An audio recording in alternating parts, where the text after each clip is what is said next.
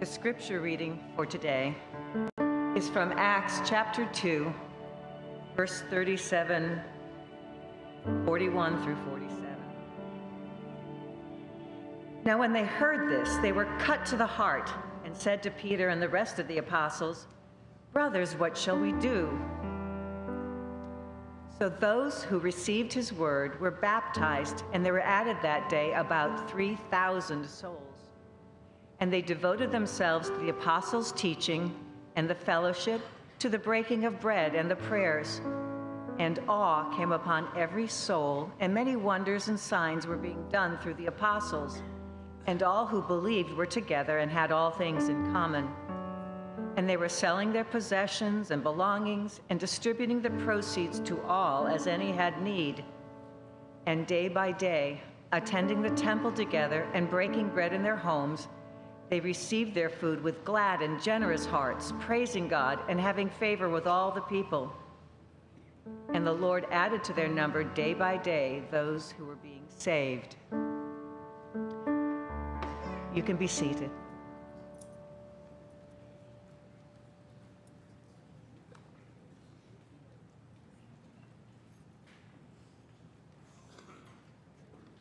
Well, hey, good morning. Good morning. It's good to be with you guys. You may be here for the first time. It may be your home church, but something we say here often at Grace and mean it is that we live to make Jesus make sense. And that's not because we don't think that Jesus wants to make sense, but it's because we often realize that just even the culture that we live in and the community that we live in, it can be confusing sometimes because there's a lot of messages coming at us. And so this is part of the morning where we get around the Bible. And again, the way we think about this is not like a textbook where we just find out information. This is what we call sometimes God's heart on paper. And it has a lot to say about his heart and has a lot to say about our heart. And so our hope for you, whether you're a follower of Jesus or not, if you're exploring Jesus, we're just glad that you're here. And you don't have to be a follower of Jesus to come here. But our hope for you this morning is that you would hear from God and that he would speak to you. And so that's kind of what we're doing right now. And we do that a lot of different ways, but typically for us, we work our way through a section of Scripture or a book of the Bible or through a series. And so this is week 2 of a series that we are just entitling Compelling Community. Compelling Community. When you talk about the word compelling, it's not one maybe that we use often, but this is my definition of compelling, okay? So this is not Webster's. You can disagree with it if you'd like, but this is just kind of how we're putting it for the series. I wrote this down. Compelling, something that's compelling, can't be explained and can't be ignored. And you're like, I don't know how that's happening, and I need to know why, right? We joked last week that some of us, that's how we found our spouse. We were like, I don't know how, but I got to know why, right? And that's it. Some of us, how we picked our career. We're like, I don't know how, but I got to know why. Compelling can't be explained, can't be ignored. And the reason we're talking about it specifically in church is because for many years, the early church, when it was first started, compelling is a word that would have fit that. In fact, we're going to read different scenes throughout the book of Acts. Acts is a narrative in the New Testament. It's the recording of a gentleman named Luke who interviewed first-hand eyewitnesses, wrote down what he saw, and in it we see what the first followers of Jesus were doing. And so as we look at that, here's why this is important, because depending on how you grew up and depending where you are now, compelling may not be a word that you use for church anymore. For you, maybe the word is cultural. Maybe for you, it's like, oh yeah, it's commonplace. Maybe for you, it's complicated. And so we're just saying, what would it look like for us to take a look at Acts and ask this question: why is the church compelling? And perhaps more importantly for us, what would it look like for the people of God to be compelling again? And each week we're taking a look at a scene. And this is kind of the scene that we're looking at this week. And I wrote this down. Here's our title. They're compelling because there's a devotion in a distracted world. When we look at the early church, we see devotion in a distracted world. The early church was formed in the Roman Empire. Yeah, that Roman Empire. Rome was loud. It was loud. Its politics were loud. Its pleasure was loud. Its commerce was loud. The marketplace was loud. The gods were loud. And yet, when the early church is formed, here's what we see in Acts 2, verse 42. It says this, and they devoted themselves.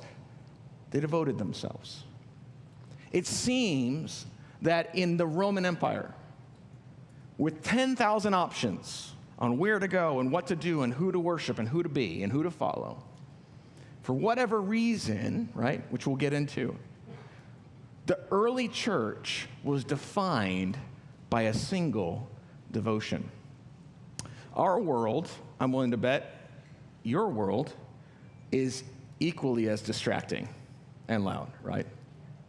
In fact, I was just poking around online, and when it comes to distractions, this is often what our world looks like.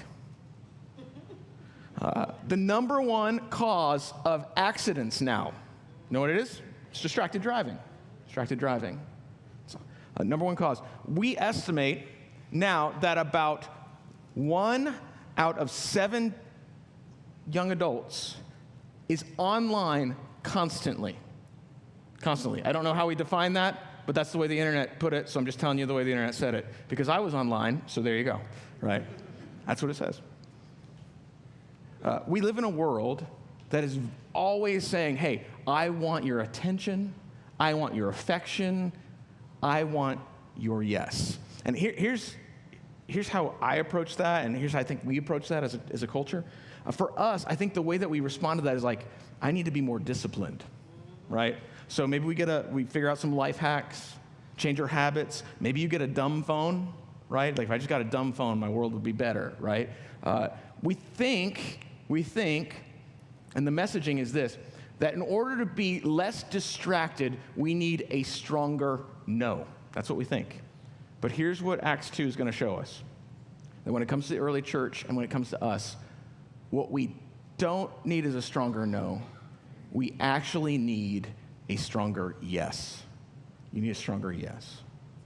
This is a group of people who was defined by their devotion to God and to one another. And so when we talk about a defining devotion, I just wrote down a few things. We're going to walk our way through this. I wrote that they are defined by their devotion. When we look at the word devotion, I said it's their yes. It's their yes. It says, and they devoted themselves to the apostles' teaching and the fellowship and the breaking of bread and prayers and much more, which we will get into. But this word devoted here in the original language and somewhat in our language, but in the original language is this idea of continuing towards something, a perpetual movement in the same direction. Sometimes it's used of the word of holding fast to something, to cling to it. It also means to give yourself to something. And so in the English, we might think of that as like an artist giving themselves, devoting themselves to a certain medium of art or project. We might think of an athlete devoting themselves to some sort of training. You also might think of the word vow, a vow. And in fact, that may be one of the best ways to think about it. If you think about it, marriage is a vow that is rooted in yes. A yes. It's saying yes to someone. Marriage is not primarily a bunch of no's. Now, there are some restrictions, right? And there are some no's, definitely some no's, right? And we would talk about that, and it's true. Like, there are places in marriage where we say no. But healthy marriages do not function on just no's alone. The foundation of a healthy marriage is a commitment of a yes to somebody else, right? In fact, you might think of it this way. Sometimes, as a pastor, people ask me, what's the difference between living together and getting married? Right? And if this is your world, I'm not picking on you, okay? I don't know your life, but the Lord does, so if it fits and you can use it, take it. But for me, here's how I kind of talk through that a little bit. If someone's living together in marriage and they're like, what's the difference? Here's what I'd say. I think living together is based on a bunch of no's. It's a no to everybody else. Just so you know, we're together, I'm saying no to everybody else. Marriage is a yes to one person forever. And those two things are different. and they function differently. Why do I bring that up? Because I think there's entirely possible for us to consider following Jesus or look at the Christian life as a bunch of no's. It's restrictive. It's a bunch of rules. It's a bunch of no's. By the way, there are no's, right? There are definitely some no's. But that's not what we see here in this picture. The people in Acts 2 are devoted to one another because of their yes toward each other and to God. The Christian life is primarily a yes together. This group of people, we didn't read about it, but in the few sections earlier, are from all walks of life. We were told they came from all over the Roman Empire. Different backgrounds, different cultures, different languages, different experiences, different struggles, different temptations, different sin issues, and they all would have different no's.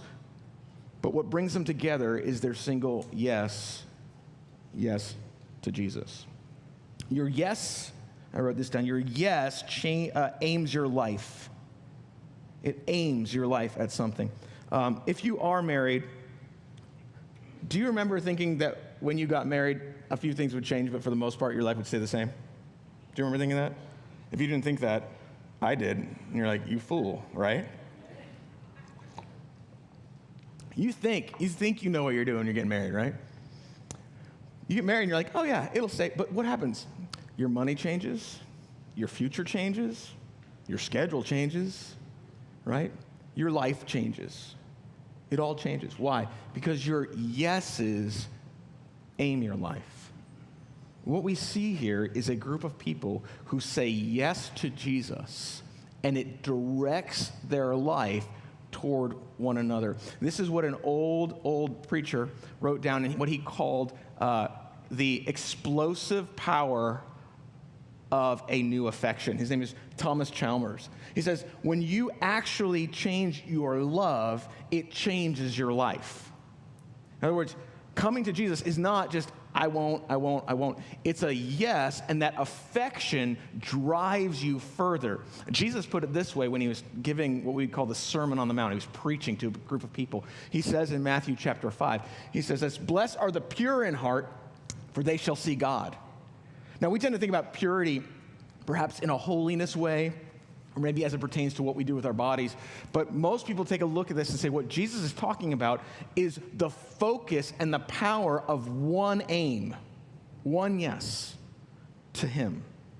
Or someone who's following the Lord isn't fractured in 1,000 different ways. They're not distracted. They are devoted and aimed in one place. When I think about Acts 2 and the people that we have gathered here, they are not together and doing this because they're perfect people. They're not perfect people. It's not because of their performance.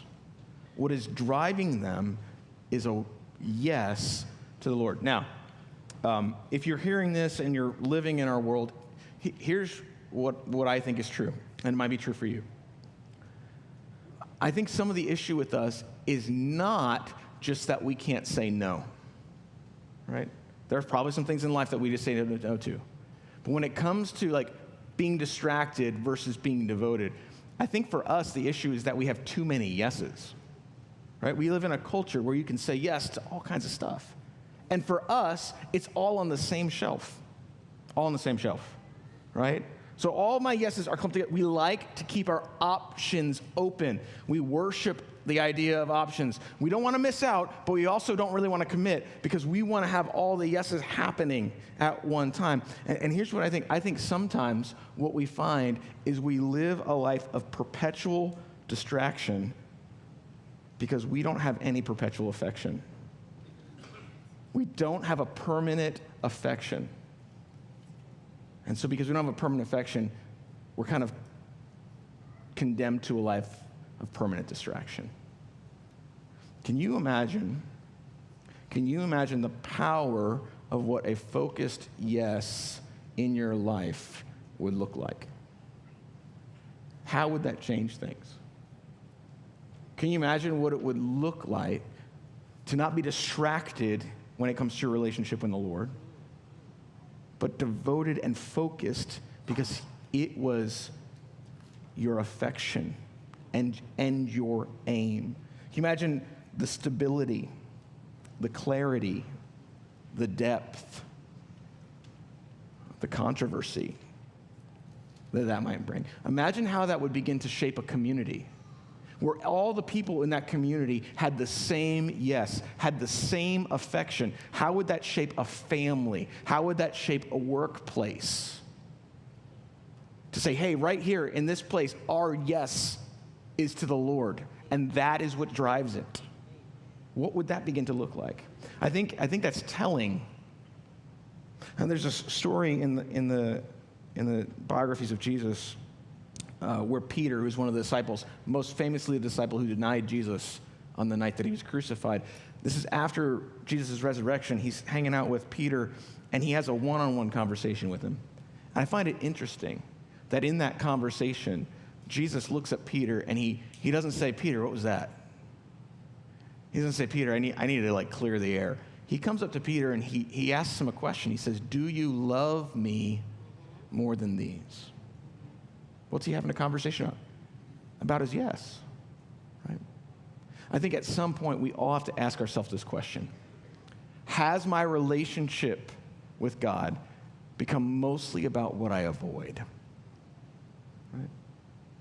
Because here's what the New Testament church looks like. Here's why it was compelling.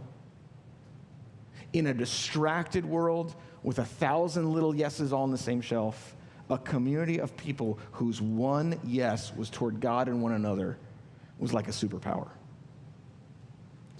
I wrote down there, it was their yes. Their devotion was not only their yes, it was their one yes. It was their one yes. You say, I thought we were just talking about that. Yeah, but I mean like one singular yes. Look at verse 42 and 44 through 46. And they devoted themselves to the apostles' teaching. That's something they were doing. Look at all the stuff they were doing.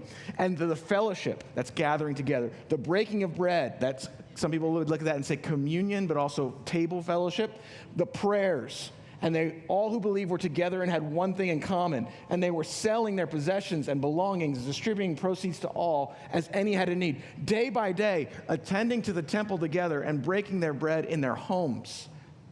So they're doing all of these things, right? It's really easy to look at this and go, man, they were really busy people.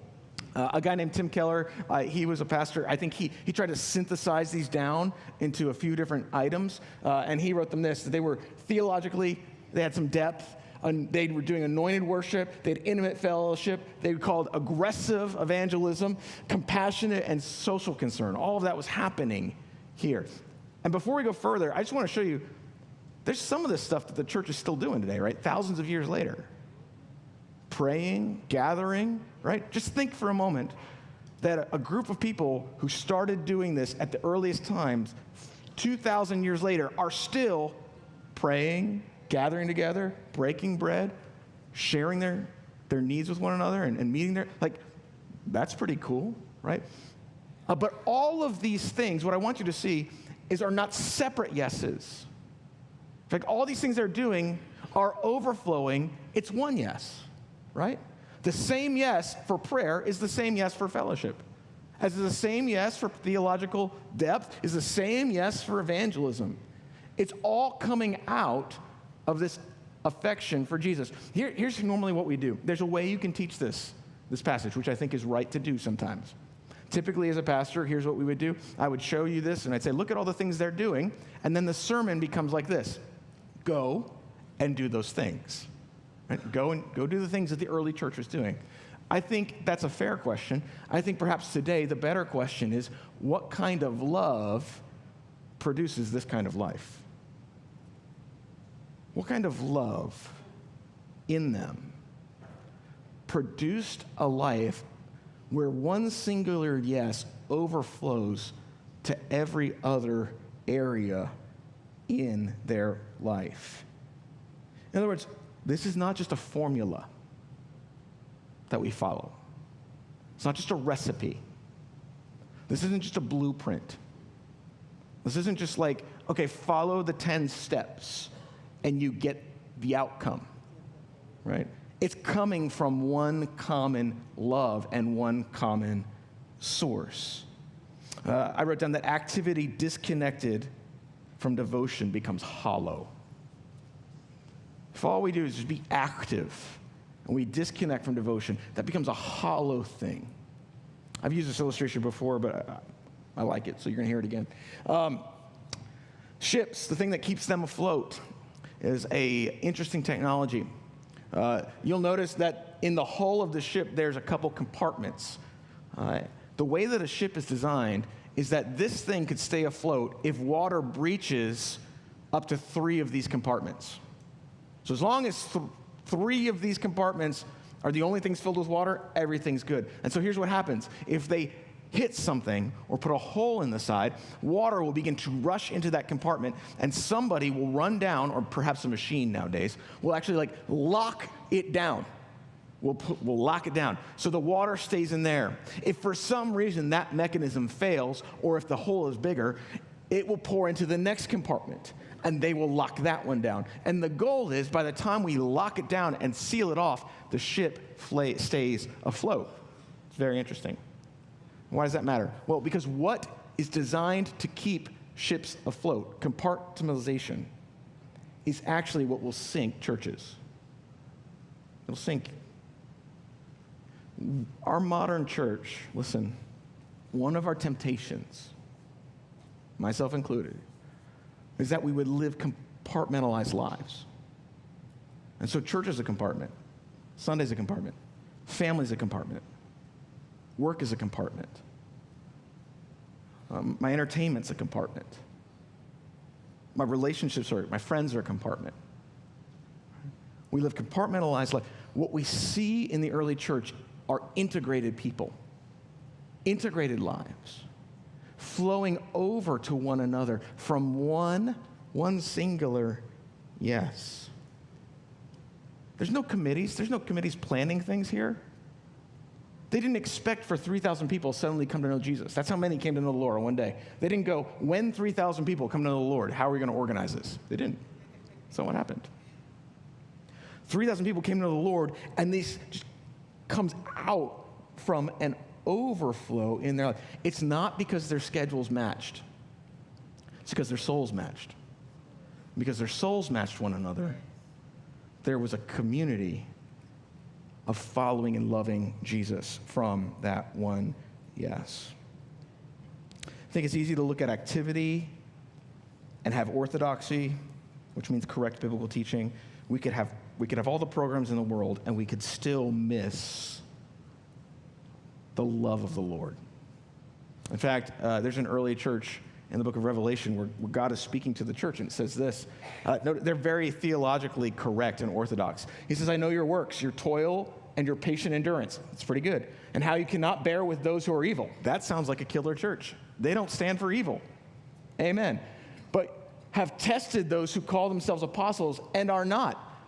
They're not following fake news or conspiracy theories. They got it, right? They're on top of things. And they've found them to be false. I know you are enduring patiently and bearing up for my name's sake. They've had some difficulty, and they keep going and going. And you have not grown weary. Excellent job. And then he says this, but I have this against you, that you have abandoned your first love.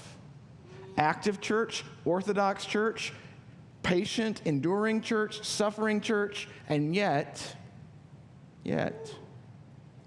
somewhere along the line, the love for God has grown cold.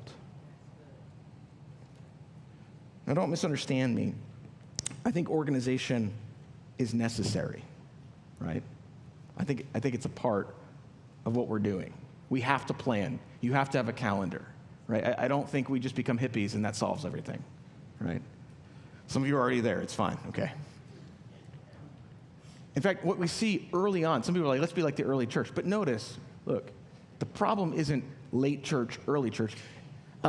In this passage, Acts chapter 2, verse 46, look at what we see them doing. And day by day, attending the temple together, breaking bread in their homes, they received their food with glad and generous hearts. Okay, this is about, depending on where you want to be, 35, 40 AD. By the time we get to 70, look what we see later on in a letter written to a church. Here's what the author says to that church, followers of Jesus. Do not give up meeting together as some are in the habit of doing, but encouraging one another. In about 30 years, 40 years, we went from, we got to do it all the time. Yeah, this is great. It's the overflow to, oh yeah, we should remember to do this. We should plan to do this. What's going on here? Right? Organization's not bad. It's just gotten more complex sometimes. Think of it this way. If your parents, before you had kids and you wanted to go on vacation together, how easy was that? Hey, you want to leave town? Yeah. When? Whenever. Do you remember this? Whenever. Yeah, it's talking like crazy people. Whenever. We could just go now or tomorrow. Or tomorrow. Maybe we'll take a nap and then we'll go. Right? That's whatever you want. Just where do you want to go? We'll find it. We'll figure it out as we go. We have a reservation. We don't need a reservation. Right? Let's just pack a bag, throw some stuff, throw anything in the bag, and let's go. There's a Walmart where we're going. We'll get it there. Right? Once you have children, how do you travel? Hey, you want to go somewhere? I don't think I have it in me to go on vacation. Right? Just pack a bag. No, just pack 10 bags. You need the pack and play, right? Depending on the age, we need the formula, we need the snacks, right? We got a road. Like, where do you want to go? We don't need a reservation. No, we need a reservation. How many beds? Is it near a Walmart? Right? It's totally different. You're like, you are out of breath and exhausted by the time the vacation gets there because you're planning the vacation. Right? Is the solution to get rid of the kids? Maybe. No, it's not. It's not. It's not. Although sometimes you should every now and then if you got grandparents around, right, that you trust. Right. The answer is to stay connected in the complexity, right? Same thing with church. Same thing with the Lord. Yeah, it's complex, right? But here's what happens, right? If you have an old vacuum cleaner or a commercial vacuum cleaner that's not a battery operated, back in the day, just trust me on this, you'd be vacuuming and you're like, you're going along and you're going a little bit further from room to room and there'd be a little bit of stuff right out there and you go, and what happened is what?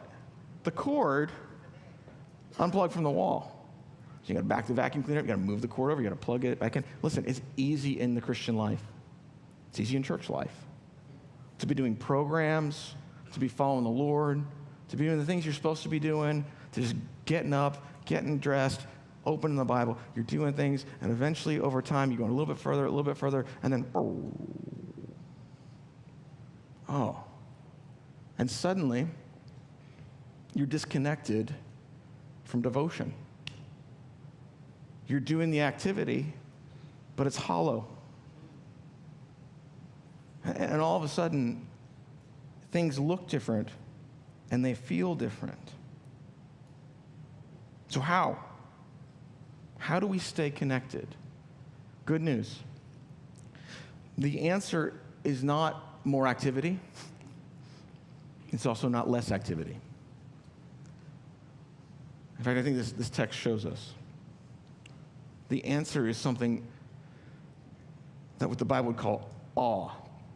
Not like awe, A-W-E. In fact, we see this in the next part. In fact, not only is devotion their yes, not only is it their one yes, I wrote down that it's their ultimate yes. In verse 43, we're given a little clue. In the midst of all they're doing, and awe came upon every soul. Some of your versions say, and everyone was amazed at what God was doing. And many wonders and signs were being done through the apostles. Now, the reason I have the second half of this verse up here is because I want to show you that awe is listed before signs and wonders. He could have written, the apostles were doing signs and wonders, and everybody was, wow, right? That's not what it says. Everybody was in awe, and some guys were doing some miracles.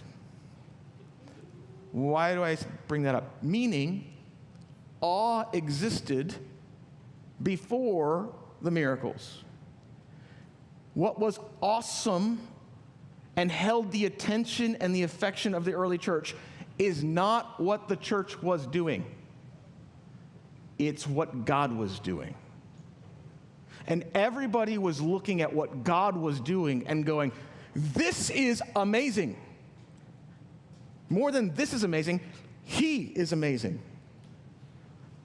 Let me tell you about what God did in my life. No. Let me tell you about what God did in my life. No. Let me tell you what God did in my life. Did you see that guy over there? Look at what God did in his life. Can you believe that? Him, right? Like, he keeps going and going. No offense to anybody over here, okay? Like, that's how it worked over and over. Awe was connected to what they were doing. I have a buddy of mine. He lives out in Colorado. And Colorado is famous for the Rockies. The mountains are better than their baseball team. Okay, that's how that works. But these are beautiful, majestic mountains. And I went out to visit him, and I'll never forget, I was riding with him. If you're ever in Colorado, 70 runs east and west, and then I think it might be 225. I could get this wrong. There's a highway that runs parallel with the Rocky Mountains. And so we're traveling, and I'm looking at him in the driver's seat, and I'm also looking past him, and there are mountains behind him. And we're talking about life, and we're reconnecting. And I said something to him. I said, hey, man, how do you not spend all your time up there in that? Because he's talking about work, he's talking about family, he's talking about life. I said, how do you just not spend all your time up there? And then he said this, and I'll never forget it. He goes, I don't know. You just kind of get used to it. Just kind of get used to it. Sometimes I think that the greatest danger of our time as the church is not that we would deny God. It's that we might just get used to Him. Just get used to Him. Like how do you not spend all? Yeah. Just kind of get used to it. Paul David Tripp wrote in a book that he entitled Awe. Says this: awe, amnesia, is the open door that admits mediocrity. He says it's so easy to go through a day without God ever entering your thoughts. It's so easy to load life onto your shoulder and be more motivated by low-grade anxiety than by divine awe. What's he saying? He's saying that as awe decreases, personal self, effort, thought, concern increases. And suddenly I'm doing the same thing out of the wrong motive. This is why it's so important, I think, so important to figure out ways that we can recall what God has done for us and what He's doing for us. If you were to ask me, do you love your wife? I would say yes. I'd say yes. Hopefully you would too, if that's your situation.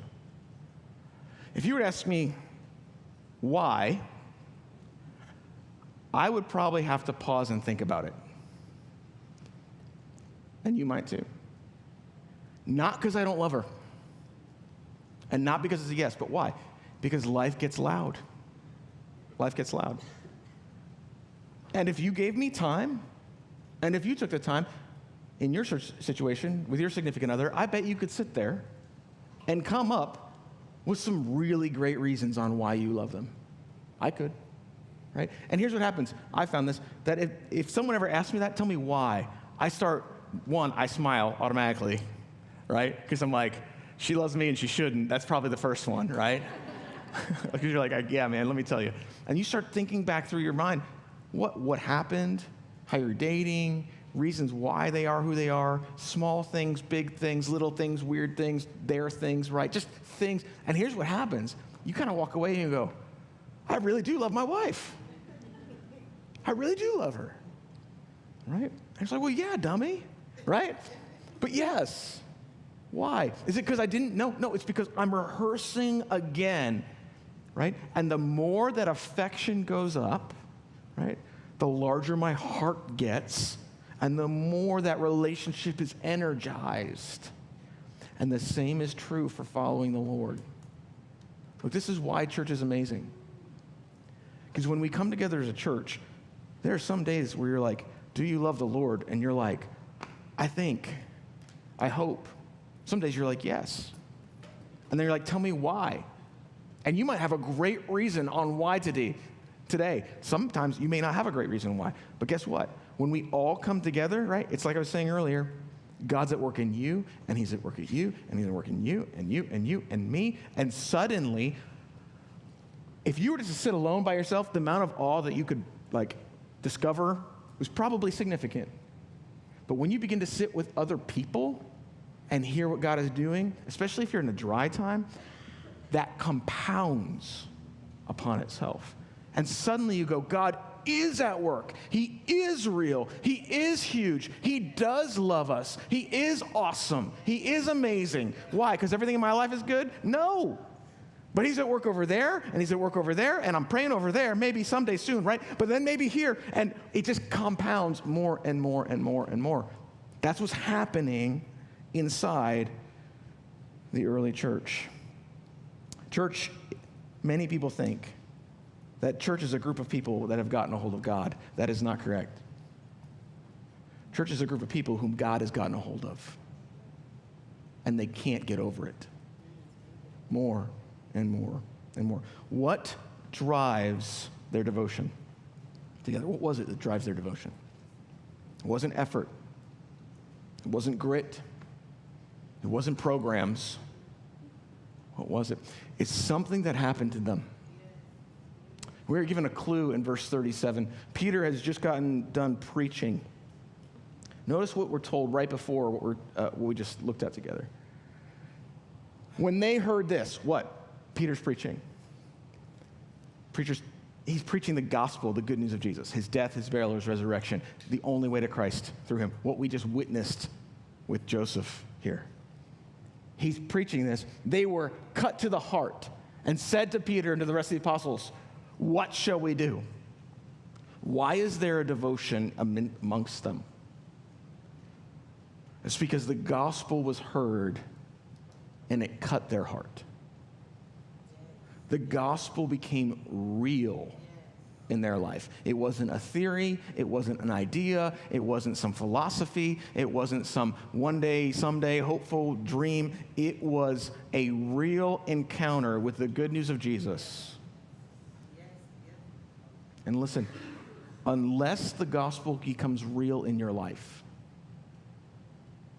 you cannot manufacture this type of devotion. It's not going to come from it's not going to be effort. It's not going to be grit. Unless the gospel becomes real, listen, church is going to be a burden. Devotion will be forced. Worship will be optional, right? Obedience is going to be a chore. But when the gospel becomes real, you can't help but have those things overflow. Has the gospel cut your heart? For some of us, I think what happens, even followers of Jesus, is the gospel becomes dull. Like a plastic knife. You ever gone somewhere and they give you a great steak and a plastic knife? You're like, I really want to eat this thing, but I've just got this plastic, and it breaks, right? That can be sometimes the gospel. We forget what God has done for us, right? We forget his work on the cross. It becomes dull.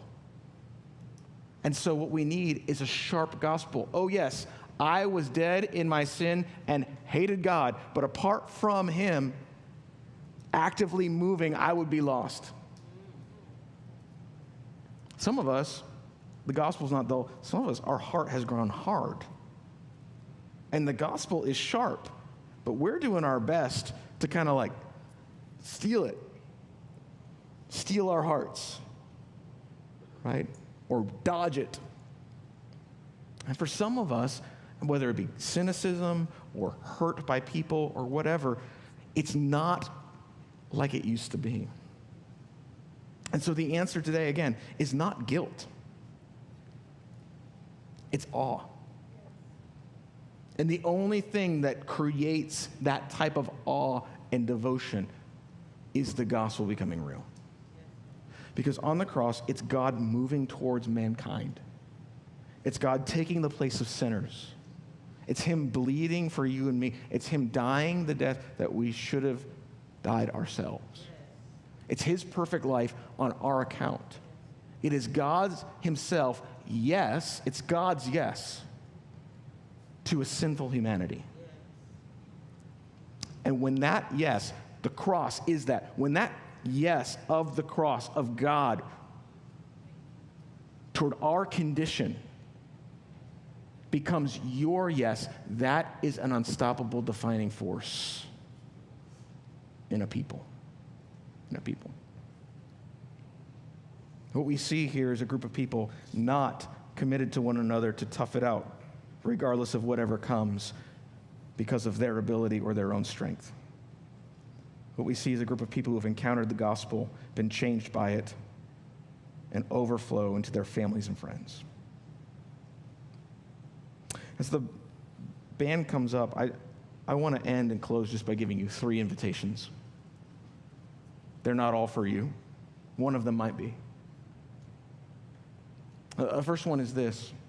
Maybe this week, I would ask, maybe this week, I wonder what would happen if you became a pioneer of a deeper yes to Jesus. What I mean by that is maybe in your life, personally, you need to go, oh yeah, I've really just been living this Jesus thing as a bunch of no's. And it is a yes about the gospel. He is cutting my heart anew. I wonder what it would look like if in your family you were the pioneer of a deeper yes. I'm not saying it'd be easy. I'm not saying it's going to fix everything, but someone's got to do it. What would it look like if you said, hey guys, we are going to be a family of one yes? What kind of stability? What kind of change? What kind of repentance? What kind of healing? What would it look like if you were that for your friends? I'll be the pioneer of the deeper yes for my friends. I'll be the pioneer of the deeper yes for my community. What would it look like if a group of people as a church got a hold of that? First invitation, maybe you need to be a pioneer. Second one, perhaps you're here, some of us, we're here, and we're still trying to figure out how the cord got unplugged. You're like, I've been hurt. They said, and they didn't, and they should, and I had hoped. And I'm not saying that all those things are not true. But I think sometimes for us, we can get so obsessed or stuck in diagnosing that the power's out that we never, ever consider, hey, what would it just look like to try to pick up the cord and plug it back into the wall?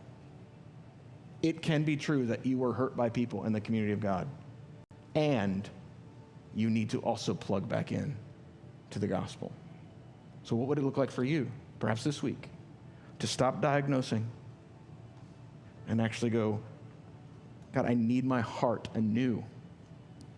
I need the gospel to be real again. And not do less and not do more, but reconnect to the awe of God. Lastly, there might be some of us here who've simply forgotten how awesome God is. We haven't seen him do a lot in our life. Maybe the key is that we haven't seen it. We haven't recognized it. Or maybe you're just like, I just don't see it. Maybe you're focused on others, you're doing the comparison thing. Maybe for you, it just might be good to sit and go, do I love the Lord? Yes. Why? You might need to make a list. And if you can't make a list this week, because that's hard for you, or you're just not in a place to do that, here's what I would say. Maybe don't make a list. Find someone and listen to why God is good in their life and what he's done for them. You don't need your list. You can get as much awe from somebody else's, right, at the same time. Cool. I'm not sure how the Lord is speaking to you. but I hope that he is. I trust he is. Grace Church, will our defining yes be the gospel? Will we live out of the overflow of that one yes? Not all our different no's, even though they're there. And can we be in more of awe of God when we leave this place today?